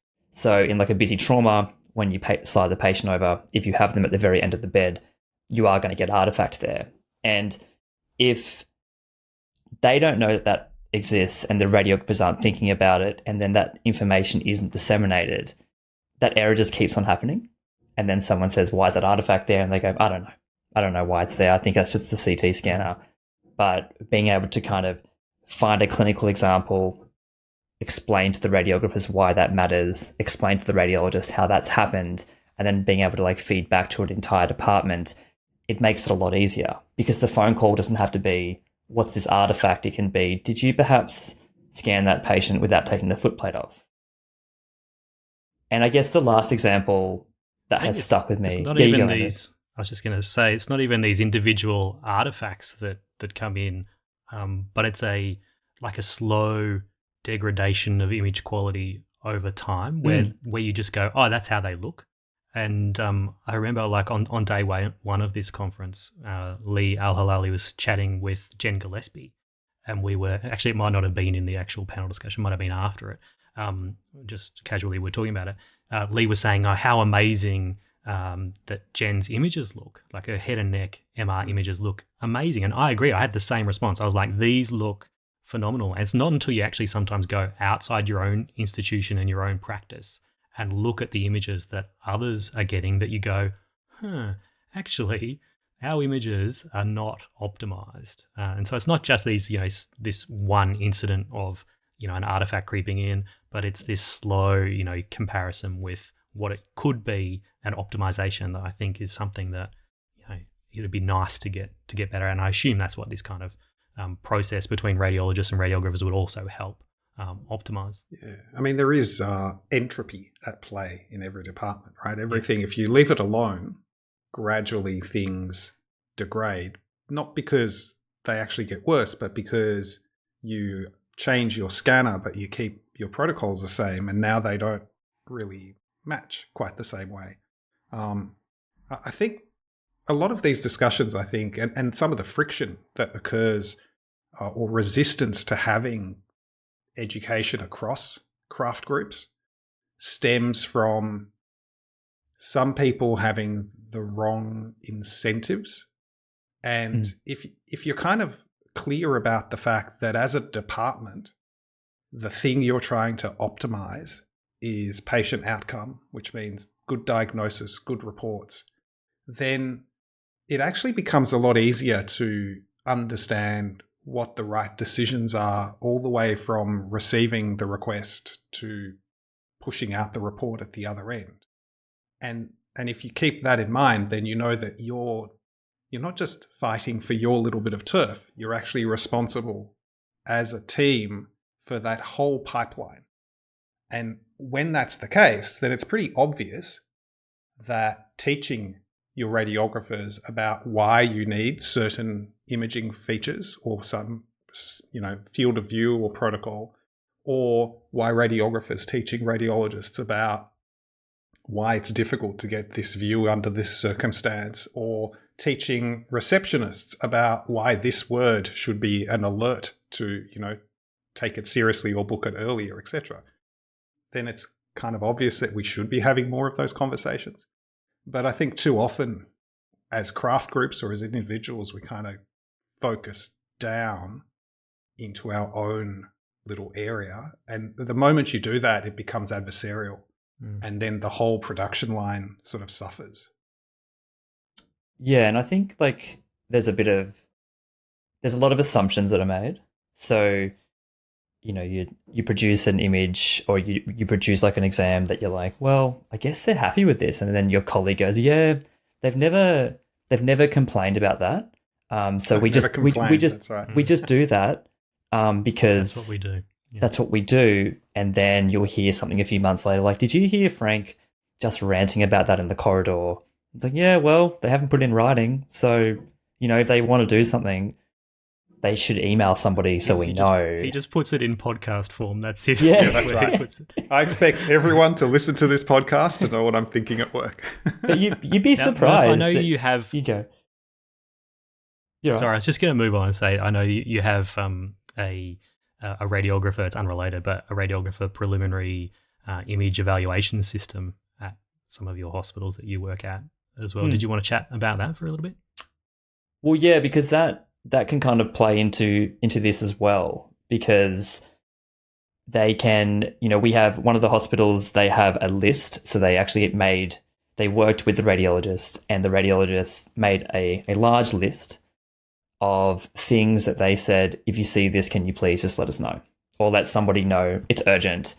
And it's to avoid that whole thing of, we used to have this rule where if the NG tube had to be checked by the radiologist before you'd send them back up if you didn't think it was in the right spot. So you're kind of knocking on the registrar's door, who's, 15 reports behind, very busy, and you go, can you have a look at this x-ray for me? And the NG tube's going into the lung. Yeah. And they kind of turn to you and go... giving you the answer, yeah. They kind of turn to you and go, what are you doing, man? Like, why are you wasting my time with this? And you go, it's just the rules. Like, we just have to do this. And there was just like a few exchanges like that where I actually had one of the registrars go, I've done your courses. Why are you asking me about an NG tube? Are you okay? And it's like, But then, so you get to like have that discussion in like a forum of like, is this something that a radiographer can just like let them know straight away not to use the NG tube? And then there's more complex use cases of, the radiographer notices something like a basal skull fracture. It actually helps a lot to call us so we can protocol a venogram if we need to, based on like what we need to do in trauma imaging. But I think a lot of places, they try and do these like preliminary image evaluation systems in isolation of the radiologist. They go, okay, this is what we're going to do now. We're going to start flagging abnormalities. We're going to start writing things down, and we're going to let referrers know. And then radiologists get a bit like, well, what is going on here? Like, are you trying to undercut our job? Are you trying to like do what we're doing? But I think if you just get everyone at the table at the same time and go, look, you're very busy. We're very busy. Certain things get missed for a while and then picked up once it's reported, maybe a few hours later. We can help you in that role and just say, yes, we called the ED physician about that pneumothorax. Yes, they know about the scaphoid fracture that we saw on the hand x-ray, and we did additional views. And then eventually, over time, because it takes a long time for these things to kind of work out well, the radiologists start feeding back and saying, is there a chance that the radiographer could have flagged this? Or they flagged this, but it was incorrect. I think it's important that the radiographers understand what a radial beak is, or like what different ossification centers look like. So I think it's really good to have buy-in. I think that from comes everyone. back to the idea of, the incentive is the whole process. And I think you're actually, in the way that you speak, Murph, about this, you're selling radiographers a little bit short, because the expectation in the way you describe this is that, the radiologists are always going to get it right. And that's absolutely not the case. And secondly, you have this amazing opportunity to see where the patient is sore, and you can see whether they're sick or well, right? And when you're doing an elbow x-ray or whatever, how they're moving. And so to think that there's not an opportunity to gather information at that point that's going to be super valuable, whether it's a red dot or an annotation or a question or whatever. I think any department that's not looking at this, and yes, you need processes, etc., but that you're not looking at this is missing an opportunity, not just for workflow optimization, but for patient management. I feel really strongly about that. I don't think it's a question about who does it. I think it's what system generates the best result at the end. And that's what people need to focus on. Yeah. And before we move on from this discussion, it reminded me of something recently that Juliet shared with us, some feedback from some of our website users, a radiographer thanking us for our courses, even though they're largely radiologist focused, and basically saying that, oh, hey, radiographers, we don't actually get taught this kind of stuff. And it's just fantastic to be able to see, what the radiologist is using the images for. And it is part, I think the accessibility of Radiopaedia, like a radiographer wouldn't normally go to a radiologist conference and sit through those kind of lectures, but with our accessibility, with, the cheap pricing structure, I think we're allowing radiographers to get more of that kind of knowledge, which can only, benefit our patients. And I know that, in places, particularly in the UK, there's a lot of concern about, creep of non-physicians into a lot of roles that are displacing physicians. But I think this kind of, preliminary image evaluation where really important things are flagged in real time by the radiographer, I can't see any downside to that type of thing. And then the feedback that it promotes benefits the radiologists as well. But it's time to move on to our next award for the Curie Awards for Radiopaedia 2024. There's actually 2 nominees for this one, Gayla. Okay. And you're going to determine the winner, Frank.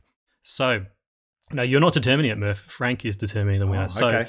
So, I'm just disappointed there's 2. I just wanted a Curie Award. All to yourself. Yeah, no, you haven't. You've got a chance, though. So the nominees for the Curie Award for Radiopaedia 2024's Most Outstanding Andrew are Andrew Murphy. No surprise there. You've made the list. And, what is it? Oh, it's Andrew Dixon. That's me. Oh, what an honour. Great to be nominated. Frank, who do you think wins? Not just because Andrew's the guest, but because of everything Andrew does. Andrew definitely wins. Oh, but I haven't said which Andrew. Definitely you, Murph. Definitely Murph. Congratulations. Well done, Murph. No, thoroughly deserved. Have you got time for a quick spot the fake before we move on to our final guest? I was thinking, is there a topic that Murph probably knows quite all right, but Gaylard doesn't know much about? And there's probably many. On the weekend, something related to Murph's life came to a conclusion, and that was the Tour de France. He's an avid football. He's an avid cycler. Yeah. Murph is. The Tour de France it's cycling, Gaylard. Okay. So I've got 4 statements about the Tour de France, and I've got no idea how to speak French, so I'm probably going to say words incorrectly here. 4 statements. I think hopefully 1 is false and the rest are all true this time. Okay. So here we go. You ready? Murph, let Frank decide first, okay? All right. Statement number 1. Is it true that the yellow jersey for the overall general classification leader was introduced in the 1919 Tour de France? The yellow jersey was created to make it easier for spectators and competitors to spot the leader, but also because the pages of the sponsoring newspaper, L'Auto, were yellow. So the actual colour is because of a sponsor. Statement number 2. Okay. Let's talk mountain stages. So is it true that for mountain stages, wider tyres with a lower pressure are used? Wider tyres, lower pressure. Are you going up mountains or down mountains? You've got to go up and down, mate. When you go up a mountain usually. And sometimes they do have mountain finishes, but for the purposes of this question, it's for both. Statement number 3. Is it true that despite being called the Tour de France, the 2014 tour ended in London, England, as part of the Grand Depart celebration? The final stage in London was a short 54.5 kilometre stage, I'm just adding in random facts now, featuring iconic landmarks such as the Tower of London and the Mall. And statement 4. Maurice Garin was the first winner of the race to be disqualified in 1904. The reason was that it wasn't Morris competing all of the stages. It was actually 3 different riders who took turns, and they looked similar. Okay, so is that true or false? What do you think, Gaylard? Which one? I'm going to say that the yellow jersey is wrong. I know they wear a yellow jersey, but that it's not because of the newspaper. Not because of corporate influence. Yeah. What about you, Murph? What do you think? So the tour always ends at the Champs-Élysées in France, and you're saying it ended in the UK in 2014. But I don't think... You were alive in 2014. I was alive in 2014. So... Just. I was only just alive. I don't think that riding on a... I think that's the false. That has to be false. I think it always ends in France. It can start in a different country, but I don't think it ends in a different country. Yes, The it mountain very often thing starts seems in a weird. different country. I wouldn't want a low pressure climbing a mountain, but the science behind that's always changing. So I wouldn't All right, ride a bike let's with a go low through pressure. the answers here. So let's well, let's start with the mountain stages. So they do actually use a lower pressure generally in the mountain stages than in the flat stages, and wider tires. So the lower pressure, I think, helps with the bounce when they're riding up a hill, but also the wider tires helps with stability when they're coming down the hill, when they're doing the descents on the corners. A wider tire is helpful. So there's 2 reasons related to mountain stages that determine those things. So generally thinner tires and higher pressures for the flat stages. The yellow jersey, interestingly, that is true.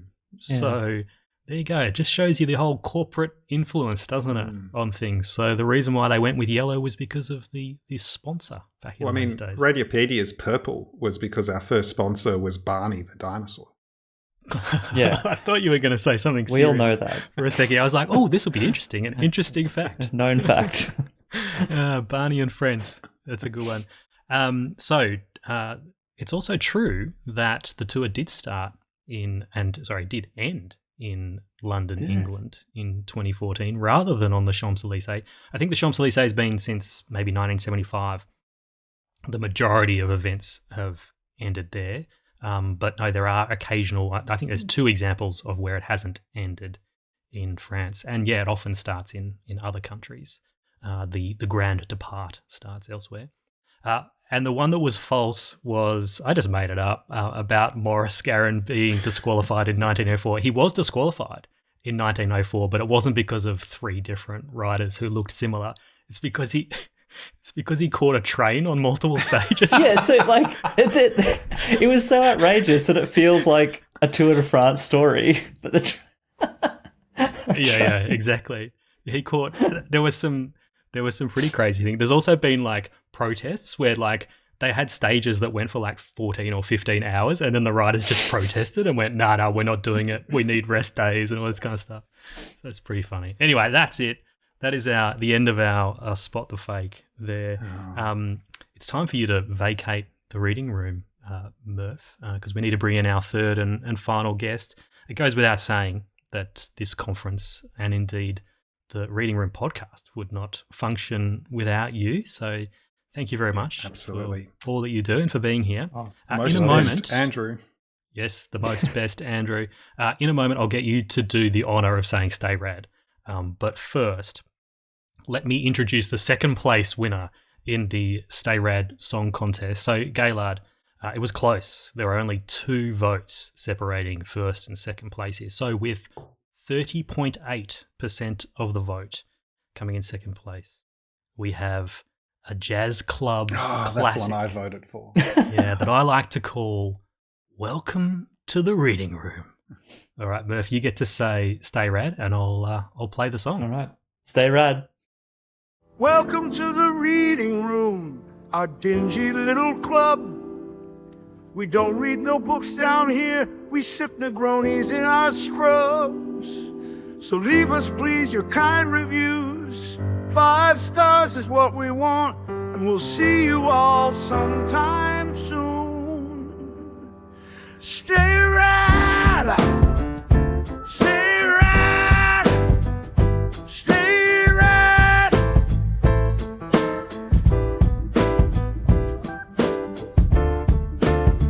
The fire goats, gamma rats, stay right, stay right, stay right.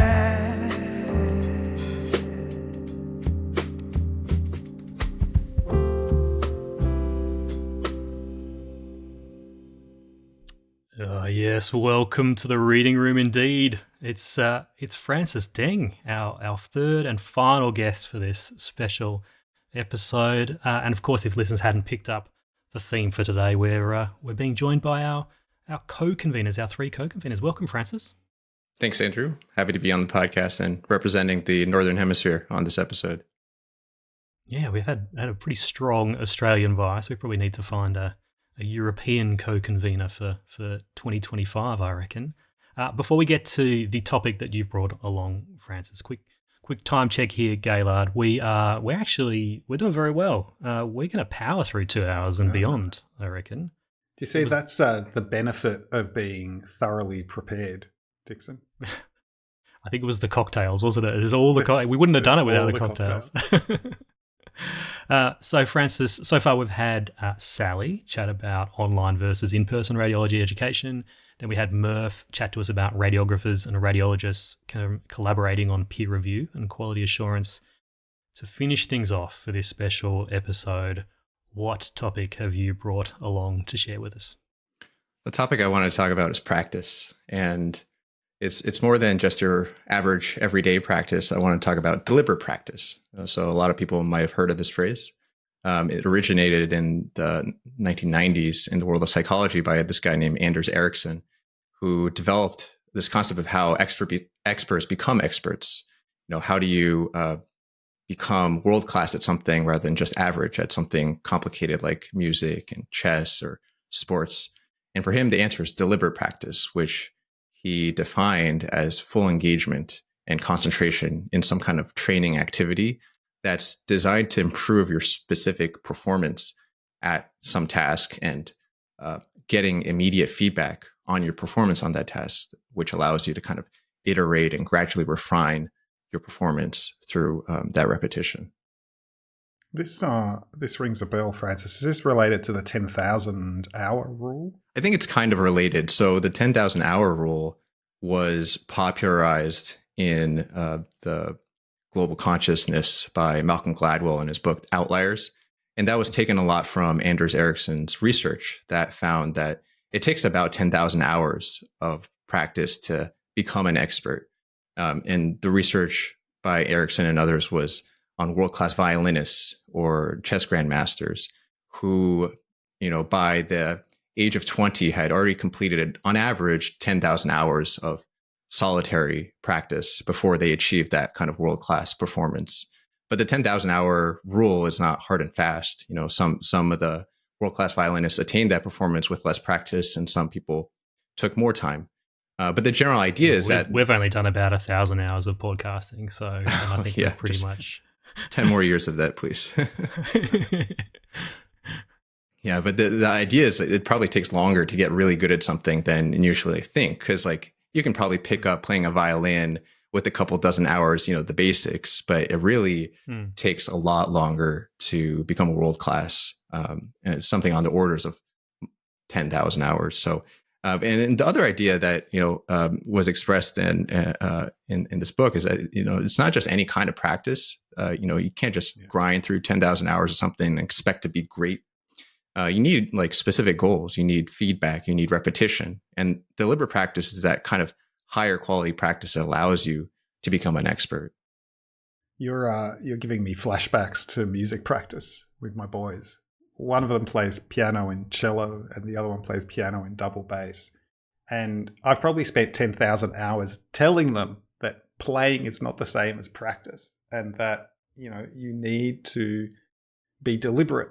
And so I guess I'm probably now an expert at saying that, considering how long I've been doing it. Yeah.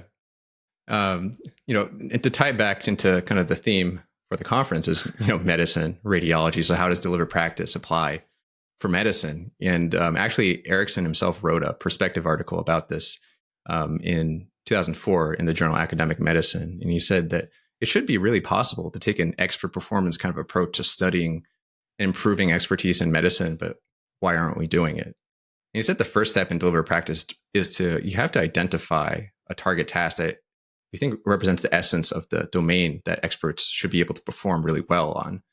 And then in medicine, you'd be able to, you know, compare the performance of different doctors who are seeing the same kind of standardized simulated patients and then measure their performance on this and then be able to identify who the experts are. And I think that's really possible in radiology because we mostly deal with digital representations of patients that makes it really feasible to create these kind of standardized simulated patients, and, you know, you test each other on the diagnosis. Yeah, don't you think that, like, I mean, chess is like a single task, right? Whereas, you know, the different pathologies and scans that we see, even just in neuroradiology, it's so heterogeneous, the stuff that we see, that it becomes hard to kind of do this kind of dedicated. Like, you'd have to just, if you just did one little aspect of neuroradiology, I could see how that deliberate focus practice on that would work. But there would be, I think there'd be a lot of modules, wouldn't there, to cover everything that you possibly need to know. Yeah, absolutely. You know, our specialties are very broad, but we can, you know, break that down into little chunks. And because there's a finite number of tasks that we have to do in neuroradiology or in radiology in general, but it's a lot of tasks. But the idea is that you want to break these down into specific little units. And some medical educators out there have used the term microskills. We use microskills as the building blocks of making a medical specialist.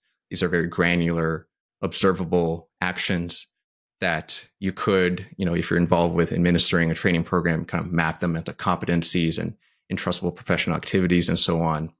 But microskills are uniquely helpful kind of a construct to use because they're easily targeted for feedback and observation and performance measurement. Can you give an example of what a microskill would be? Is it like identifying a hip fracture, or is it something more general? Yeah, exactly. It would be like identifying a hip fracture on a radiograph. And the idea is that there's small, specific tasks that are relevant to the broader domain, but that you can measure the performance on kind of reproducibly. It has to have, you know, a gold standard that people can agree upon, and that, you know, in order for it to be worthwhile to practice on, you have to, it has to be kind of difficult, and it takes many repetitions to get better at.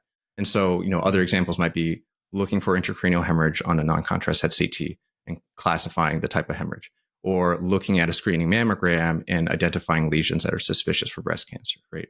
So these are all like kind of narrowly defined diagnostic perceptual tasks that we do on a day-to-day basis that form kind of, you know, the core of what we do as radiologists. So, you know, for the, you know, the case of mammography, the idea is that it's really difficult for novices, and the amount of training that we even get in residency might not be enough to be performing at an expert level, even though we're allowed to read mammograms as soon as we graduate from residency. But research has shown that we don't actually hit target levels of expert performance until we've gotten something like exposure to 20,000 cases. You know, we don't perform at the level of expert fellowship trained breast radiologists until we've, you know, been many years in practice and seen tens of thousands of cases. So, do you think it always takes that many? Like, obviously for breast, it may, but do you think it always takes that many cases? Because I remember, this is, I think, an anecdote that you told on the podcast, Gaylard. You were talking about the sorting of chickens into male and female, right? And there was somebody whose role was to do that. And as long as they got instantaneous feedback, yep, that was male, no, that was female, and you got it right, you got it wrong, that it was amazing how quickly they could, you know, correctly learn to correctly classify them as male or female, even if they didn't they couldn't tell you what they were observing. They could go, yeah, that's male. Yeah, I just think that's female. I know we're right most of the time. Yeah, And it the doesn't term take for long that to is- dial yourself in. is perceptual learning, and Yeah. that chick's idea is kind of the best known example, where it's actually really hard to articulate how you distinguish a female chick from a male chick. It's not like they've got testicles or something. There's just something about a female chick looks kind of female-ish. And rather than trying to teach a process didactically, you just give feedback. You get someone and you give them a chick and they say, I think this is male. And you go, nope, that's female. And you do that. And quite quickly you can learn what would otherwise be complex tasks to explain. And I did some research in this 5-7 years ago with a psychologist at Melbourne University called Piers Howe. And we looked at how to apply that to radiology. And we specifically chose hip fractures and hepatic steatosis on ultrasound. And, you know, it didn't take long at all. So we took psychology students who'd had no prior exposure to radiology at all and had, you know, only layperson knowledge of fractures or x-rays. And some of the better students within 45 minutes were as good as MSK radiologists at picking neck of femur fractures. So it definitely works. I think that the challenge there is, how do you scale that to a whole curriculum? And how many of these micro tasks are there? And how well does one micro skill translate to adjacent areas of knowledge? Yeah, I think that's a really good question. There are probably many micro skills that are worthy of drilling on in this kind of repetitive perceptual learning kind of manner. Probably, you know, once you've learned how to identify a hip fracture, you'll probably be more efficient at learning how to identify an elbow fracture or you know, a clavicle fracture or something, because you kind of know in general what fractures look like. Transfer that knowledge. Yeah, exactly. There should be some transfer. But that said, you know, different body parts are different, and there's still a learning curve for each part of the body. The amazing thing about this kind of perceptual learning paradigm is that not only are the learners getting better as they're doing this kind of module, but you can also watch them get better, right? You can plot their learning curve and see exactly, is this intervention working for them? Are they getting better? How quickly are they getting better? And most importantly, you know, have they reached a level of performance that is acceptable for them to, you know, enter the next step in their training? Like before they take, you know, independent overnight call, have they been able to identify intracranial hemorrhages and non-contrast head CTs to a certain level that we expect them to, right? And so this kind of deliberate measurement and kind of reproducible performance tracking, I think, is a different paradigm than, you know, kind of what we do in the status quo. And I think that's what's really exciting for me about this idea. Are there any places that you know of that are using this kind of approach at the moment? You know, not at a large scale. I think there are a number of challenges that come with implementing this. You know, one of which is, how do you find the time for busy residents to do this kind of learning, aside from their usual clinical duties, right? There's always a balance between service and education, and doing deliver practice kind of requires taking time away from that service arm and putting into the education bucket. And, you know, right now, the kind of way we mostly think about residency training is it's mostly on the job learning, right? And if they're not doing the job taking care of real world patients, then they're not doing their job. But I think we ought to think about how we can restructure our residency training to give a little bit more time for deliberate practice. Yeah, I'd love to see a detailed time tracking sort of survey across the full 5 or whatever years of training, because I think we greatly overestimate how much time is actually spent working. And I'm not suggesting that people are, you know, lazy, but there's so many interruptions. There's so many other tasks, particularly at a teaching or academic hospital, that the 10,000 hours over 5 years is probably much less than that. The other side of it, though, I think, is the idea of being deliberate is something that you can apply to how you do your everyday work as well. It's sort of a mindset. How much are you thinking about it? How much are you noticing areas that you are uncertain and going back later and, thinking about them and finding the answer? And I encourage, so an example of that is if a trainee gives me an MRI where the clinical history includes an acronym or an unusual condition, and they don't know what that acronym means or what the condition is and what features they should be looking at, it's like, go away, come back. You can't read an MR and say no evidence of clippers if you don't know what clippers looks like. And so that's an example where you can basically take the idea of being deliberate into your everyday work. And you might only take 3 or 4 minutes to search clippers on Radiopaedia and read the radiology features, and then to apply that deliberately to your report. And you do that 1,000 times a year for 5 years, and that makes a tremendous difference, right? And that's a mindset. Yeah. Yeah. And I think you're saying that it's not just related to like deliberate practice of a skill. It's actually like, it's not just the perception of something, it's deliberate practice of the acquiring of new knowledge, is what you're saying. Yeah. I think that makes a lot of sense. And, what we do as radiologists takes not just perceptual skill, but it also takes a lot of knowledge, right? And even after we deliberately acquire a certain piece of knowledge, it takes a lot of practice to retain that knowledge.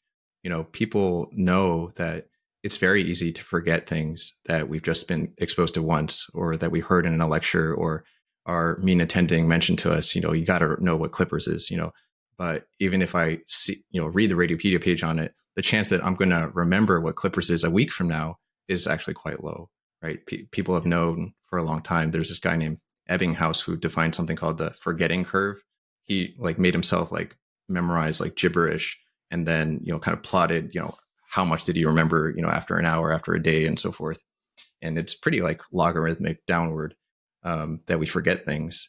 And so you, in order to keep remembering things, you have to refresh it in your mind. And so then becomes an issue of scale, right? We have to probably learn and retain thousands, if not tens of thousands of things during radiology residency to become a competent radiologist, right? And so how do you, kind of schedule reviews for yourself to make sure that you retain most of the things that are important, right? That sounds like spaced repetition, like flashcards or something. Yeah, yeah. And I was actually one of the early adopters of flashcards when I was a medical student, a junior medical student. People had been using this program, a free flashcard program, Anki, for some time for learning languages and stuff. But around the time that I was a sophomore medical student, people had just started using it to study for medicine as well, because they found that, you can have these digital flashcards, and then the program would kind of schedule reviews for you based on how difficult you found, each piece of knowledge. So, these are more advanced than your parents, 3x5, physical flashcards. They have, all this algorithms behind it that makes studying efficient. And it kind of continuously reminds you, you got to review this fact because you're about to forget it. And so these days, ask any medical student that's been through med school in the past decade, they probably know about Anki because it becomes so popular because it's so effective, right? But it also takes a lot of time. It takes deliberate. You got to sit down. You got to crush your deck of reviews that might take several hours. And over the course of a year, you might take several hundred hours to review everything. But that's a guarantee that you're going to remember 90% of the things you've learned that you put into your deck. So it's pretty amazing. I can see how that would work for exams in particular, but yeah, it's harder to see how useful it might be for the complete role of what a radiologist is, given that sometimes that recall of that kind of knowledge is only a small part of what you do, and sometimes it's at hand anyway. You can look it up. Yeah, I think it's the importance of breaking up the role into subtasks is important, though. It's like if you're learning a sport, say golf, just playing around is not how you get better. You get better by identifying that you can't putt from 10 feet away, and then you spend 2 hours just doing 10-foot putts. And then the next time you play around, you can apply that micro skill, I guess, to the whole game. But it is challenging, especially when you get colleges involved and paperwork involved and competing interests of hospitals paying you a wage to do jobs and begrudgingly giving you time to learn. It's a challenge. The other, I think, one challenging aspect to Anki and potentially to these new systems in radiology as well is that they're very open and free, and which is great. But it also means that the incentive for people to create these detailed computer programs that can do this stuff, it makes it hard for them because they can't see a commercial reality to building it. And so it'd be great, if there was a system where you could have, this deliberate practice as part of your day as a radiologist for an hour. The computer at your work goes, "Hey, Andrew, it's time for you to do this hour of deliberate practice. We've selected this for you today." But I can't see a PACS vendor, etc., building that into the day-to-day practice because I can't see there being any financial system. Sounds like something we need to build Yeah. I was thinking, are you working on anything like this, Francis, like in terms of a commercial side of it? I'm not sure it has great commercial potential, but I think it has a lot of potential for the people who engage in like the Radiopaedia community who feel that there is value to collaborative creation of a common resource that can be iterated upon and produced for the common good, right? And my dream is that what if we could take some of the high quality images and text content from Radiopaedia, and some group of people kind of pares it down and formulates them into flashcards, something for each year of radiology residency. I mean, I think that would be a great addition to the sphere of digital resources out there right now. I think a lot of people going through residency right now were the med students that grew up on Enki during medical school, and they're looking for freely available resources like a high quality Enki deck that can help them in their delivered practice and help them retain the things that they're learning every day. This is actually on our roadmap, so we should. I'll tap you on the shoulder for that one, Francis. Oh, that's in awesome. The coming months. Yeah, because that kind of thing with HRCTs. How many of those have we got on Radiopaedia? And the technology is getting to the point now with AI where we should be able to pick out a large number of HRCT cases across Radiopaedia and have a system in place where you can view a study very quickly and then go, I think it's this diagnosis, and then get instantaneous feedback, move on to another, and you've got a batch of 100 HRCT chests that you've used to dial in. That'd be fantastic. But don't tap me on the shoulder to be involved in the project, Caitlin. Now, I think we're getting to the end of this discussion. Is there any final kind of words that you wanted to say about this idea of deliberate practice and 10,000 hours, Francis? Yeah, I think the key message is that deliberate practice is key to becoming an expert. And in radiology, we could implement this, operationalize it by identifying a core set of micro skills and creating these modules and opportunities for trainees to really drill these specific skills that are important in a simulated setting so they can get high volume practice and also feedback on their performance, especially with things like perceptual diagnosis. But it also applies just as well to maintaining our knowledge, which takes a lot of practice as well and could be accomplished with spaced repetition. Now, before we go, Francis, I've asked Sally and Murph about their favourite cocktail, and otherwise Dixon will complain that I never do anything for the podcast.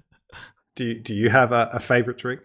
I'm in favor of the old-fashioned simple drink, but very satisfying. So to make a simple drink more complicated, you can do what's called a smoky old-fashioned, where you burn a piece of oak and put the empty glass over the top so that you get some nice carcinogens all coated. I'd love some more carcinogens. Friends of mine, for my 50th, friends of mine bought me an intersecting gift between two of my interests, which is drinks and SpaceX, or space stuff. And they got me a butane burner shaped like the Starship, and I was so excited that I got it. And it's not that intuitive to use, and as soon as I got it, I took the top off and I turned it, and the flame actually comes where it should come at the bottom and straight into my finger. And I got this horrible burn within like 5 seconds of getting the gift. But it makes a mean smoky old fashioned. So you win most appropriate cocktail award. Yeah, better than the Bloody Mary and the what did Murph say? A Green Cooper's. Yeah. Now, I have got Spot the Fake written here, but I think I'm going to skip that. I was actually going to do some, neuroradiology acronyms, clippers, and no, it wasn't. I'm making that up. Slippers. But I do have, slippers. I do have one final Curie award for the conference to announce, and it's a crazy coincidence that you're here, Francis, because this award is for the most obliging speaker at Radiopaedia 2024, and it goes to you, Francis. So I was really keen to have a lecture on cognitive biases in radiology at the conference, and I didn't have the time to do it myself, but also I knew that Francis would do a fantastic job. So I basically, in the convener meeting, I basically just forced him into doing it, and he did a great job. It played earlier today on day 5. So Francis, you win the Curie Award for malleability. I like malleability. I was thinking about gullibility, because when you told me about this, we're doing a podcast on Friday. I thought to myself, that sounds like something I agreed to a long time ago. I'm really busy this week, but I guess I already committed to it. That's right. He said yes to everything we asked him to do, which is great.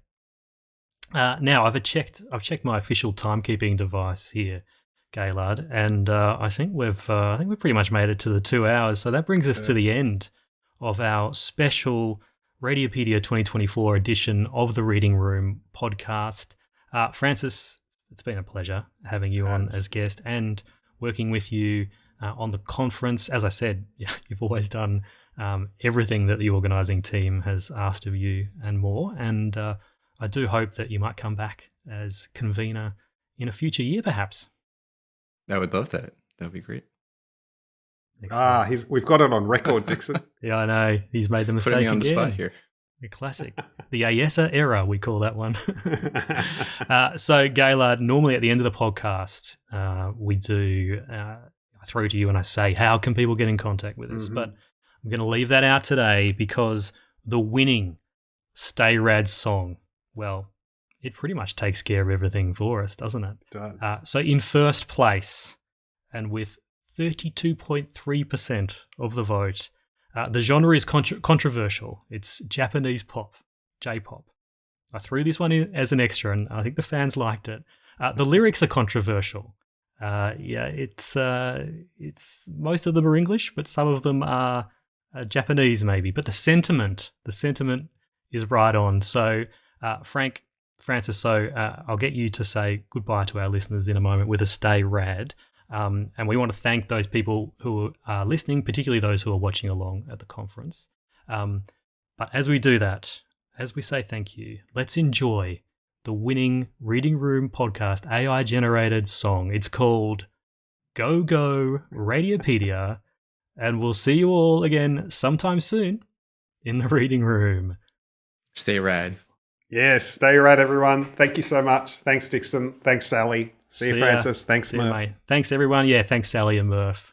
Let's listen to Go Go Radiopaedia. Go, go, Radiopaedia. Go, go, Reading Room.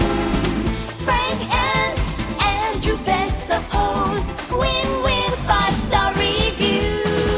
ここから魔女がここから下ろしてここがもう Radiopaedia. Go, go, Radiopaedia. Go, go, stay rad.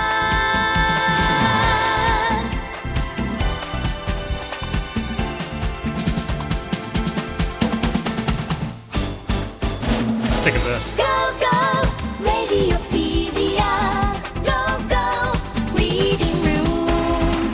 Frank, Andrew, very best of hosts. Very best of hosts. With 5-star reviews. And don't forget to leave a 5-star review. Go, go,